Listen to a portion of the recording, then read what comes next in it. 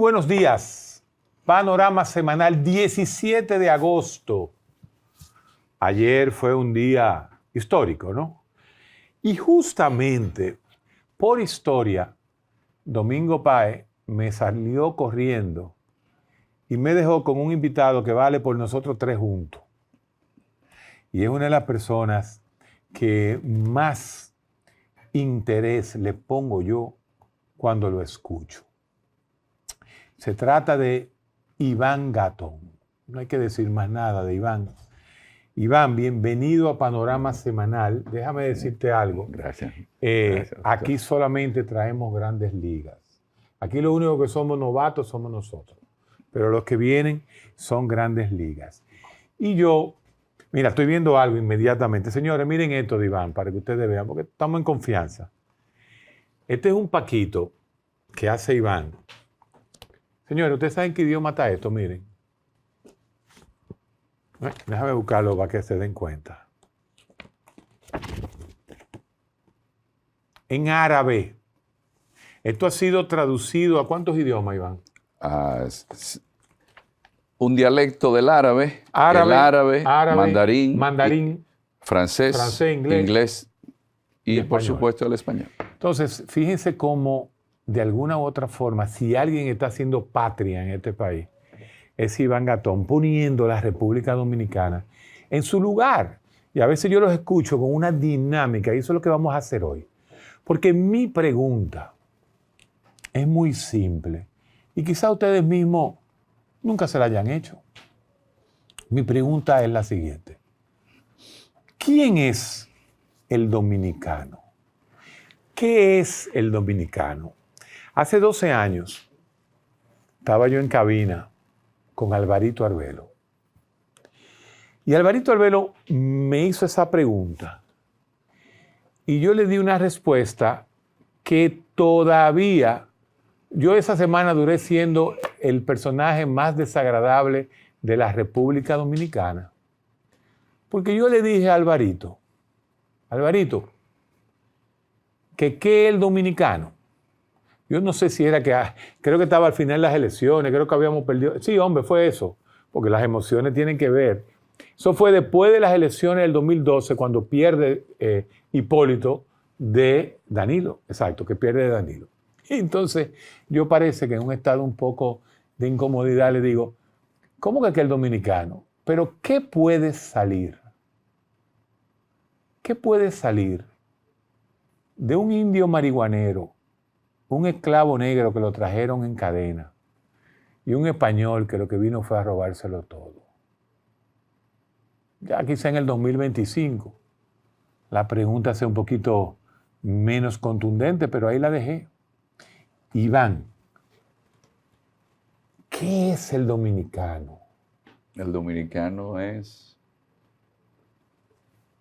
ese grupo de personas, porque eso somos, que desde el acontecimiento histórico más importante que ha tenido la historia de la humanidad, que fue la llegada de los europeos aquí a América. ¿Se considera ese el principal evento? Es que el principal evento histórico que ha tenido la humanidad es la llegada de los españoles a América, y donde por primero vinieron inmigrantes y se establecieron instituciones y todas las pruebas están ahí, fue aquí. El dominicano es, desde sus inicios, taíno, españoles de distintas zonas de España. Nobles españoles. Llegaron gitanos, aquí vinieron gitanos con Colón. De hecho, aquí en pero esos eran los más serios. Sí, pero llegaron gitanos.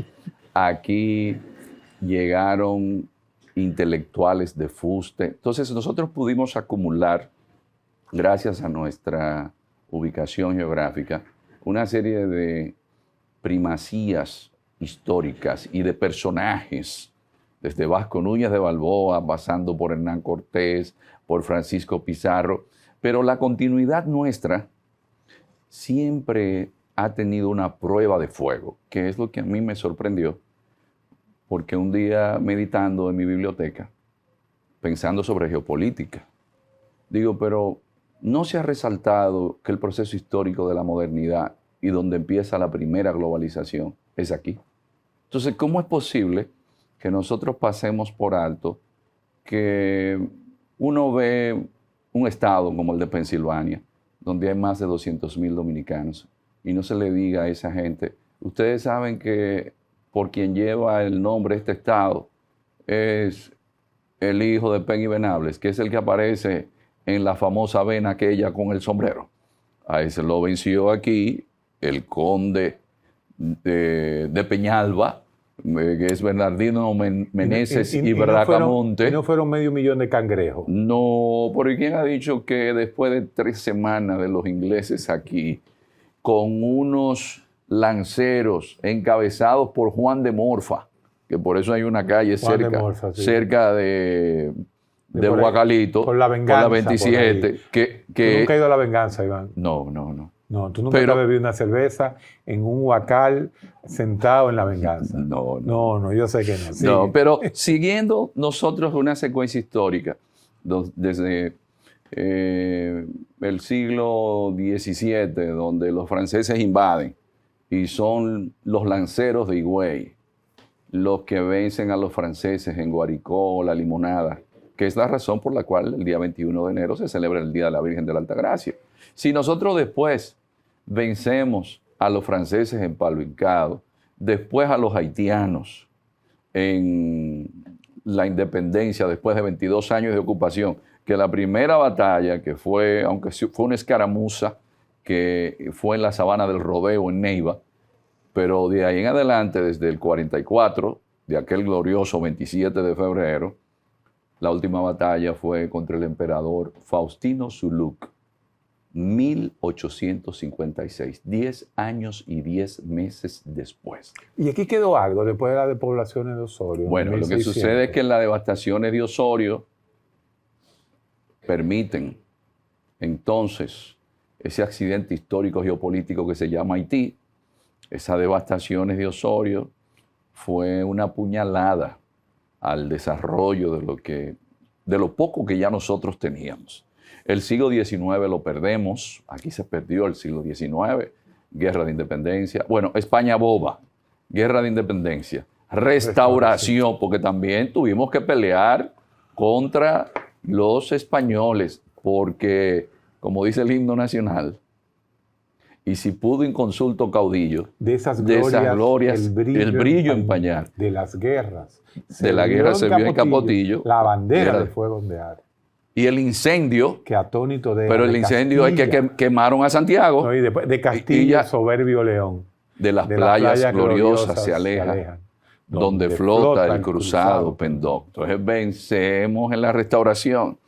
Y luego, este es el único lugar o país que el imperio más poderoso del siglo XX y uno de los más poderosos que ha tenido la historia de la humanidad, lo invade 2 veces en menos de 39 años. Pero ven acá. Y a pesar de todo... ¿Y qué desastre de país que tenemos entonces? No, pero a pesar de todo, este país está más desarrollado que mucho de Centroamérica y de Sudamérica. Pero mucho. A pesar de todo, se lo digo porque a veces uno como que no valora bien. Yo voy por la zona del Cercado y me dice un exalumno, pero mire, profesor, aquí hay un sitio que se llama El Hoyazo. Digo yo, ¿a cuántos metros está de altura?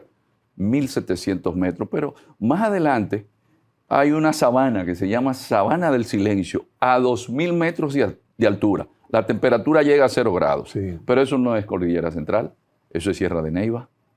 Pero aparte de eso, usted toma la Sierra de Bauruco, que es la que va desde Barahona hasta Pedernales, y se encuentra con temperaturas bajas. Sí.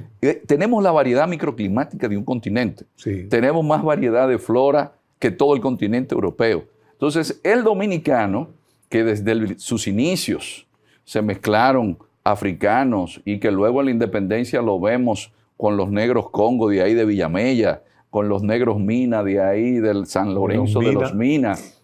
Con los cocolos también se podría considerar. Con los cocolos, con los árabes que empiezan a llegar a finales del siglo XIX, que salen de Haití. Por ejemplo, una comunidad como las Matas de Farfán tenía a principios del siglo XX 17 familias de ascendencia libanesa. Entre ellas los Nader, los Arbaje, Baltocán. Sí. Entonces, este es un pueblo que también llegaron llegaron húngaros. Los Trujillo instaló una colonia de húngaros en Duvergé. Sí. Aquí llegaron japoneses en el barco Brasil Maru en el año 1956. Mi judío, mi familia judía. Llegaron los judíos que no son los sefarditas, porque los sefarditas Son llegaron Ashkenazi. aquí hace mucho tiempo. Aquí llegaron judíos ashkenazi como los Frankenberg, que fue antes de la Segunda Guerra Mundial, que llegaron aquí. Pero después llegaron los judíos La como los familia de mi Finke, madre, los Finke. Otenbalder del Latman, los Otenbalder en Santiago. Entonces, ¿qué es este pueblo? Este pueblo es esa mezcla.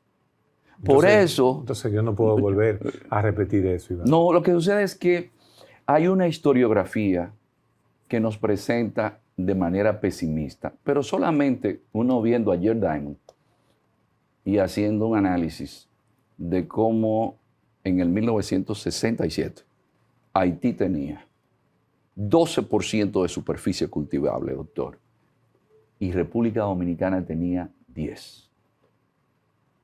Se tomó una decisión que todos los partidos políticos de la República Dominicana han continuado.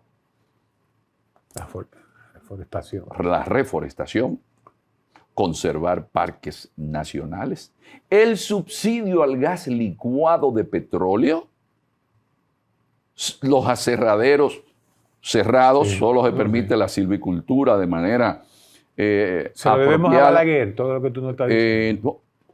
Lo inicia Balaguer, pero aquí lo importante para que entendamos en medio de todo lo negativo que podamos hablar.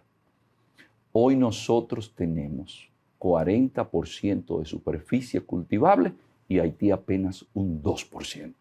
Este es un país que en los años 70 todavía los muchachos no caminaban porque tenían nivo en los pies, porque no usaban zapatos. ¿Por qué tú le tienes como esa cosa a Haití? No, no es un tema de Haití. No. Es simplemente para que veamos que Haití estuvo más desarrollado que nosotros. Sin embargo, mire cómo este país que tuvo 30 años de dictadura, una dictadura desarrollista e industrial, que el que puso a este país a producir dinero fue Haití, fue Trujillo.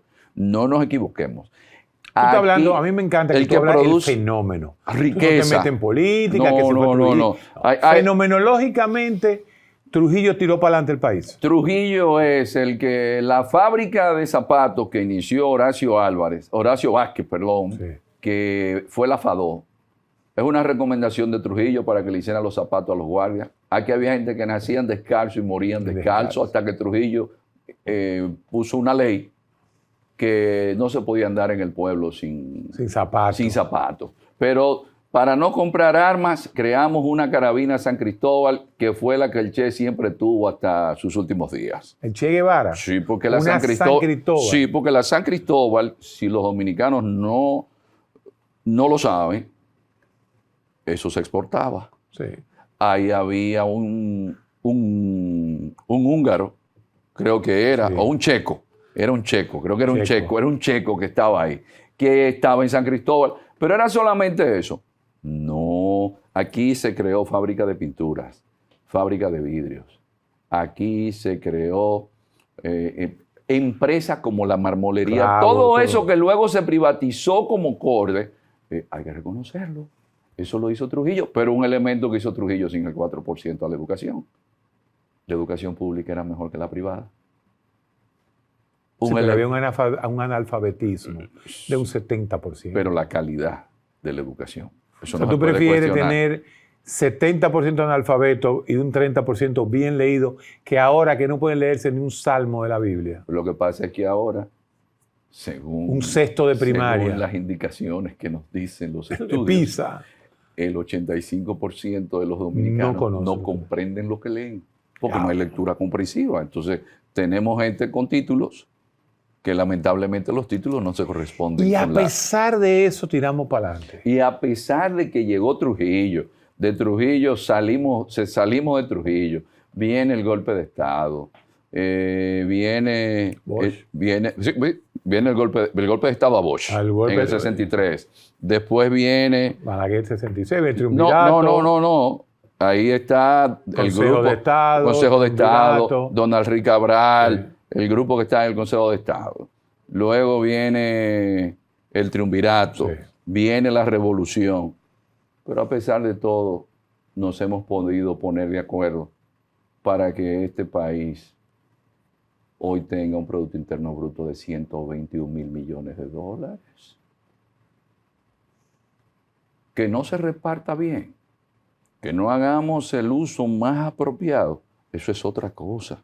Pero tenemos ríos, porque a veces la gente dice, no, ese río lo secaron. Sí, hay ríos que están secos, porque si se hizo una presa, esa agua se desvía Sí. para la presa.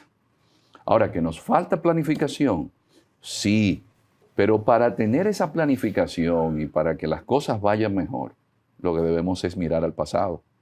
¿Quiénes van construyendo la historia? Los ciudadanos. ¿Por qué hoy disfrutamos de cierto bienestar? Porque la gente habla de la electricidad, pero hasta hace poco en los bateyes de Monteplata no había electricidad y en los campos, y queda a 50 kilómetros y pico de la capital. Entonces es nosotros tener conciencia de todo lo positivo que heredamos, pero que estamos quedando por debajo en cuanto a élite gobernante con relación a la dictadura, porque Balaguer es hijo de la dictadura como élite gobernante. ¿Qué tú estás planteando? Que Que nosotros en democracia tenemos que aprender del pasado para que no se extrañe lo que se hizo aquí hace 80 años, porque aquí habían escuelas de música en todos los pueblos, Sí. desde que le dieron a los ayuntamientos la autonomía. Lo primero que hicieron fue, ¿por dónde se consigue dinero? En algunos ayuntamientos. Sí. La banda de música que estaba a cargo del ayuntamiento, quitaron las bandas de música. Así. Solamente algunos pueblos, los jovencitos pueden tener esa oportunidad.